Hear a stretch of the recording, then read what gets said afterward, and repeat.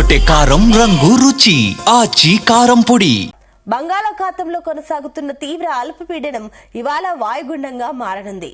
ఇది రానున్న 48 గంటల్లో తుఫానుగా మారుతుందని వాతావరణ శాఖ హెచ్చరించింది. ఇది ఏపీ తీరం వైపు దూసుకు వస్తోందని వాతావరణ శాఖ హెచ్చరించింది. ఉపరితల ఆవర్తన ప్రభావంతో రేపు నైరుతి బంగాళాఖాతం, శ్రీలంక ప్రాంతాల్లో మరో అల్పపీడనం ఏర్పడే అవకాశం ఉందని వాతావరణ శాఖ బాంబు పేల్చింది.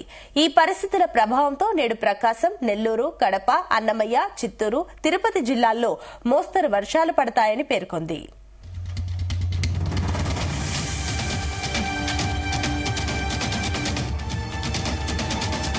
ఇక ఏపీపై హై అలర్ట్ జారీ చేశారు అధికారులు. అటు తీరం వైపు తుఫాన్ దూసుకొస్తున్నట్లు కూడా హెచ్చరికలు జారీ చేస్తున్నారు. ఇదే అంశానికి సంబంధించి మరిన్ని డీటెయిల్స్ మా కరెస్పాండెంట్ సాంబశివరావు అందిస్తారు. Sambasiva Rao, good morning Sunitha. ఆంధ్రప్రదేశ్ రాష్ట్రాన్ని తుఫాను భయపెడుతోంది. ఒకటి కాదు, 2 తుఫాన్ హెచ్చరికలు జారీ అయ్యాయి. ప్రస్తుతం బంగాళాఖాతంలో కొనసాగుతున్న తీవ్ర అల్పపీడనం ఈ రోజు వాయుగుండంగా మారుతోంది. ఇది రానున్న 48 గంటల్లో తుఫానుగా మారుతుందని వాతావరణ శాఖ హెచ్చరిక కూడా జారీ చేసింది. ఇది తుఫానుగా మారితే దీనికి సన్యార్ అనే పేరు కూడా నామకరణం చేయడం జరిగింది. ఈ ఏపీలో హై అలర్ట్ ప్రకటించారు. తీరం వైపు దూసుకొస్తున్న తుఫాను ప్రభావంతో భారీగా వర్షాలు పడతాయని హెచ్చరికలు జారీ అయ్యాయి. ఈ తీవ్ర అల్పపీడనం బలపడి 48 గంటల్లో తుఫానుగా మారే అవకాశం ఉందని అధికారులు హెచ్చరించడం జరిగింది. ఈ భయం పోకముందే మంగళవారం బంగాళాఖాతంలో మరో అల్పపీడనం ఏర్పడుతుందని అంచనా వేశారు. ఈ రోజు ప్రకాశం, నెల్లూరు, కడప, అన్నమయ్య, చిత్తూరు, తిరుపతి జిల్లాల్లో వర్షాలు పడతాయని హెచ్చరించడం జరిగింది. అంటే ఈ రోజు ఒక తుఫాను, రేపు మరో తుఫాను రానున్నాయి. దీంతో ప్రజలు ఈ వాతావరణ శాఖ, విపత్తుల నిర్వహణ శాఖ సంస్థ చేసిన హెచ్చరికలతో భయాందోళనకు గురవుతున్నారు. ఏదైతే ఈ రోజు రానున్న తుఫానుకు సన్యార్ నామకరణం చేశారో ఈ హెచ్చరికలతో రైతుల్లో టెన్షన్ మొదలైంది. ముఖ్యంగా గుంటూరు, పల్నాడు, డెల్టాలో ఎక్కువగా వరి సాగు జరుగుతోంది. మరో 10-20 రోజుల్లో ఈ వరి కోతలు పూర్తిగానున్నాయి. ఇప్పటికే మెంతా తుఫాన్తో తీవ్రంగా నష్టపోయిన రైతులు 2 తుఫాన్లు వస్తే ఏం చేయాలన్న ఆందోళన వారు కాలం గడుపుతున్నారు. ఇప్పటికే అధికారులు కూడా చాలా స్పష్టమైన ఆదేశాలు ఇవ్వడం జరిగింది. చాలా అప్రమత్తంగా ఉండాలని. ఈ సన్యార్ తుఫాన్ అండమాన్ నుంచి ఒక పీడనంగా ఏర్పడింది. అది అల్పపీడనంగా మరో 24 గంటల్లో వాయుగుండంగా బలపడి 26 నాటికి తుఫానుగా మారే సూచనలు ఉన్నాయని, 100% గాలుల తీవ్రత ఉంటుందని కూడా హెచ్చరించారు. అంటే 26వ తేదీ నుంచి డిసెంబర్ 2వ తేదీ వరకు చాలా కీలకమని, ఈ 2 తుఫాన్ల ప్రభావం అధికంగా ఉంటుందని హెచ్చరించడం జరిగింది.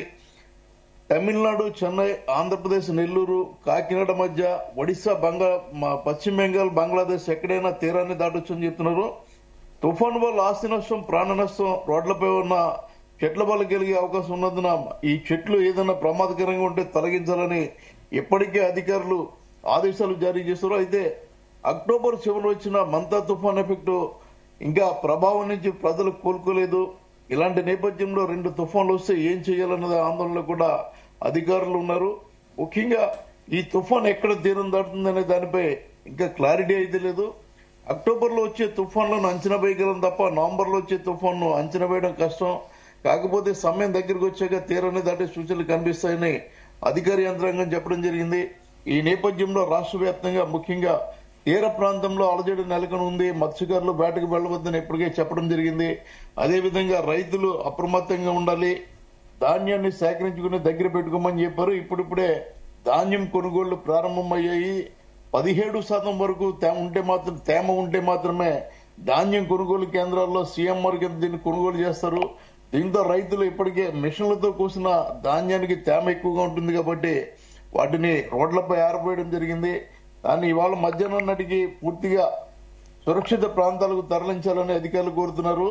అయితే ఏదైతే ధాన్యం కొనుగోలు చేస్తాయో ధాన్యం కొనుగోలు కేంద్రాలు కావచ్చు, రైతు సేవా కేంద్రాలు కావచ్చు, వీరు తేమ శాతాన్ని 1-2 సార్లు పరీక్షిస్తున్నారు. దీంతో రైస్ మిల్లులకు పంపడం జరుగుతుంది. రైస్ మిల్లులో లోడింగ్, అన్లోడింగ్ సమస్య ఉంది. దానికి తోడు మిల్లర్లు బ్యాంక్ గ్యారంటీ ఇవ్వకపోవడంతో కేవలం కొద్ది మిల్లులు మాత్రమే ధాన్యం తీసుకుంటున్నాయి.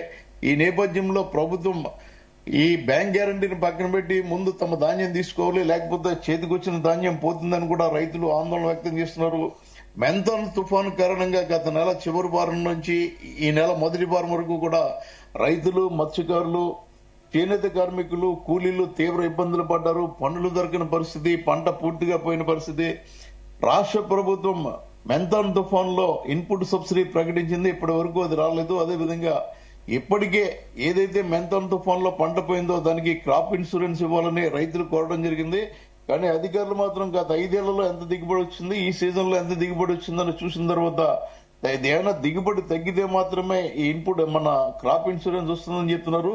కానీ ప్రధానమంత్రి ఫసల్ బీమా యోజన ఏదైతే రైతుకు అమలవుతుందో దాంట్లో కేవలం విత్తనం వేసింది మొదలు విత్తు చేతికి వచ్చే వరకు కూడా ఇన్సూరెన్స్ వస్తుందని అధికారులు చెప్తున్నప్పటికీ గత 5 సంవత్సరాల దిగుబడిని పరిగణలో తీసుకుంటామని చెప్పడంతో మెంతాన్ లో పంట పోయిన వారు కేవలం ప్రభుత్వం ఇచ్చే ఎకరానికి 10,000 పైనే ఆధారపడాల్సి వస్తుంది. ఇప్పటి వరకు ఈ పరిస్థితి కొనసాగుతున్న నేపథ్యంలో ఈ 2 తుఫాన్ల ప్రభావంతో చేతికొచ్చిన ధాన్యంతో పాటు ఇంకా ఉమ్మడి గోదావరి జిల్లాలో 40% పైగా పంట కోయాల్సి ఉంది. ఈ 2 తుఫాన్లు గానీ తీవ్ర ప్రభావాన్ని చూపితే 40% పంట పూర్తిగా పోతుంది.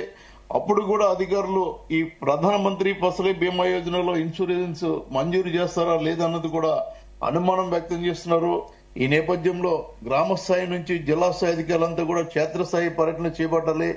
ఎప్పటికప్పుడు ప్రభుత్వం ఇచ్చే ఆదేశాలతో అప్రమత్తమవుతూ ప్రజలను అలర్ట్ చేయాలి. లోతట్టు ప్రాంతాల్లో ఎవరెవరైతే ఉంటున్నారో అదేవిధంగా ఈ తుఫాన్ల కారణంగా తీర ప్రాంతంలో ఎలాంటి ప్రభావం ఉంటుంది, తీర ప్రాంతంలో ఎలాంటి రక్షణ చర్యలు తీసుకోవాలని కూడా అధికారులు ఆదేశాలు జారీ చేయడం జరిగింది. మత్స్యకారులు ఎవరు వేటకు వెళ్లకుండా చూడాలి.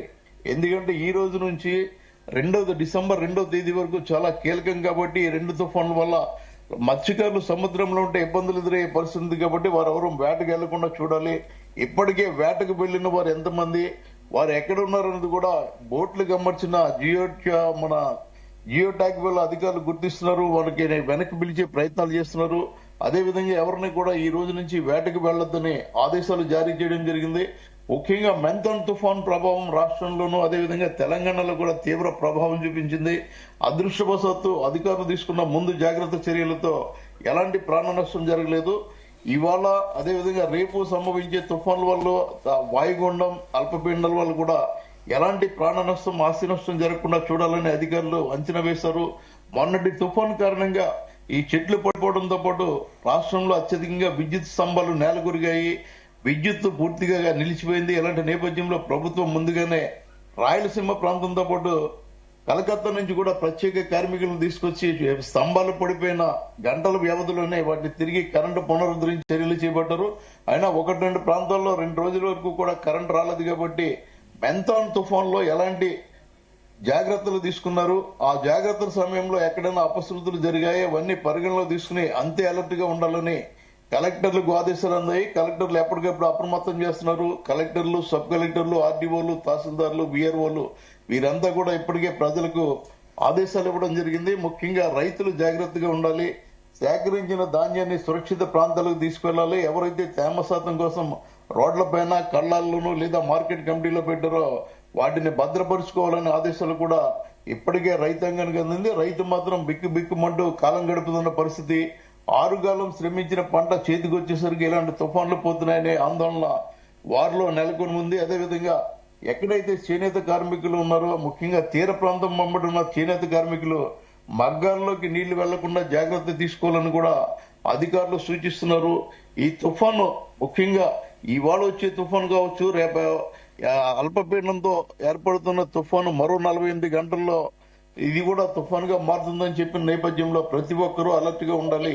ముందుగానే నిత్యావసర వస్తువులు సేకరించుకుని ఇళ్లలో పెట్టుకోండి అని చెప్పారు. అదేవిధంగా ఈ పౌర సరఫరాల శాఖ కూడా అవసరమైతే షెల్టర్లు ఏర్పాటు చేయడానికి వినియోగించుకునేందుకు బియ్యం, బంగాళాదుంపలు, కందిపప్పు, ఆయిల్ ఇవన్నీ కూడా సిద్ధంగా ఉంచుకోవాలని చెప్పి అధికారులు ఆదేశాలు జారీ చేస్తున్నారు.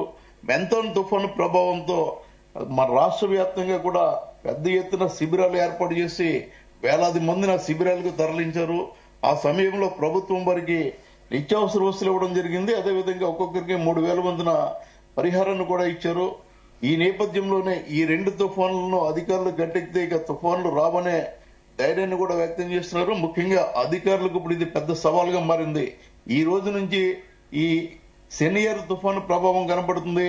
ఎల్లుండి నుంచి మరో తుఫాన్ ఏర్పడే అవకాశం ఉంది కాబట్టి ఈ వారం నుంచి కౌంట్ డౌన్ స్టార్ట్ చేస్తే డిసెంబర్ 2వ తేదీ వరకు పూర్తిగా అప్రమత్తంగా ఉండడం, అధికారులు ఎవరైనా సెలవులు ఉంటే సెలవులు కూడా రద్దు చేసుకునే విధుల్లో చేరాలని కూడా ఆదేశాలు అందాయి. అయితే సాంబశివరావు, మరోపక్క అటు ఏదైతే ఈ తుఫానికి తోడు సీజనల్ వ్యాధులు కూడా ప్రబలే అవకాశం ఉంది కాబట్టి వృద్ధులు కానీ చిన్నపిల్లలకు కానీ వైద్య సిబ్బంది ఏమైనా సూచనలు జారీ చేస్తుందా? ఇప్పటికే ఏదైతే మెంతన్ తుఫాను ప్రభావంతో ఈ సీజనల్ వ్యాధులు అదేవిధంగా వైరల్ ఫీవర్లు వ్యాపించాయి. కాబట్టి ఆ సమయంలో ప్రతి ఏదైతే శిబిరాలు ఏర్పాటు చేస్తారో శిబిరాల దగ్గర వైద్య శిబిరాలు ఏర్పాటు చేయడం జరిగింది. ఇదే నేపథ్యంలో ప్రజలు అప్రమత్తంగా ఉండాలి, కాచి వడబోసిన నీళ్లు తాగాలి, వాతావరణం అదేవిధంగా నీరు కూడా కాలుష్యమయ్యే పరిస్థితి ఉంది కాబట్టి ప్రజలు అప్రమత్తంగా ఉండాలి. ఎవరికి ఎలాంటి అనారోగ్యం కలిగినా ఈ గ్రామ సచివాలయాల్లో ఉండే హెల్త్ సెక్రటరీల దగ్గరికి వెళ్లాలి, లేదంటే సబ్ సెంటర్లు పిహెచ్సి కేంద్రాలు కూడా వెళ్లాలని వైద్య ఆరోగ్య శాఖ చెప్తుంది. ఇప్పుడు ప్రస్తుతం రాష్ట్ర వ్యాప్తంగా వైరల్ ఫీవర్లు అదేవిధంగా టైఫాయిడ్ వ్యాపిస్తున్నాయి.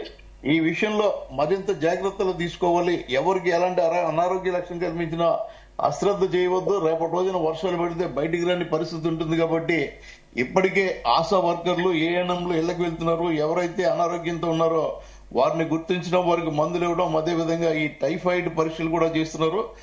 వైద్య ఆరోగ్య శాఖ, రెవెన్యూ, పంచాయతీరాజు, పోలీసు అదేవిధంగా మన ఏదైతే రాష్ట్రాలకు ఇప్పటికే కేటాయించబడ్డాయో ఎస్సీఆర్ఎఫ్ బృందాలు వీళ్ళంతా కూడా అప్రమత్తంగా ఉన్నారు.